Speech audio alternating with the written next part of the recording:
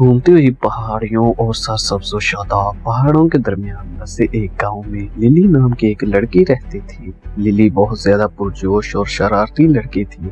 इसकी नाकाबिले बर्दाश्त शरारतें इसे अक्सर परेशानी में डाल देती थी। एक दोपहर जब लिली के वालिदैन अपने गांव में मसरूफ थे, लिली ने खेतों में जाने का इरादा किया। हवा के झोंके में फूलों के रंगों से खुश होकर वो खेतों के दरमियान बेफिक्री से खेल रही थी।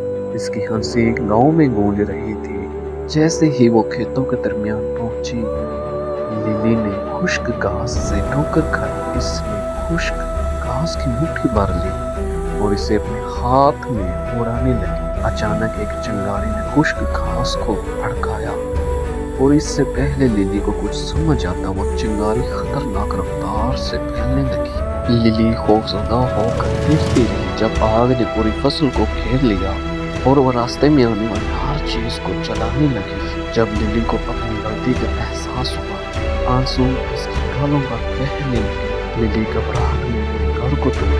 उसका दिल इस गलती से परेशान। इस दौरान धुआं उठने लगा। गांव के लोग धुआं देखकर चौकन्ना हो गए।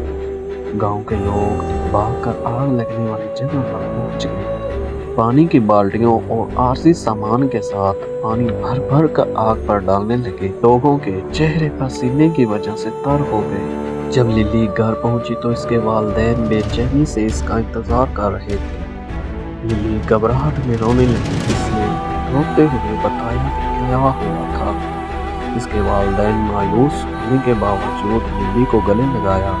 इसे यकीन दिलाया कि गलतियां इंसान से होती रहती हैं। जैसे ही सूरज गरूब हो गया, आखिरकार आग बुझ गई। एक जली हुई जमीन लिली को अपनी गलती का एहसास दिलाती थी। लिली अपने साथी गांव वालों के साथ मिलकर जली हुई जमीन पर मेहनत करने लगी। इस दिन से लिली अपने अच्छे काम को जहन में रखते हुए जिम्मेदारी के एक नए एहसास के साथ जिंदगी की शुरुआत की और आज भी आग के निशानात बने हुए हैं। ये छोटी छोटी चिंगारी भी बड़ी तब्दीली को भड़काने की ताकत रखती है।